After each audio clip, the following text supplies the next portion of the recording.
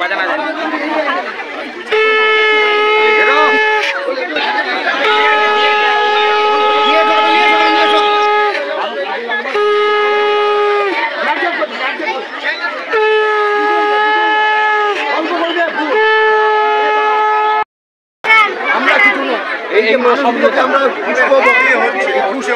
পুষ্প বর্ষণ করে এই যে চাদর বেহালা আনন্দের চাদর এনাদের কাছে সুন্দর পরশে দিতে পারলাম, আমরা গর্বিত।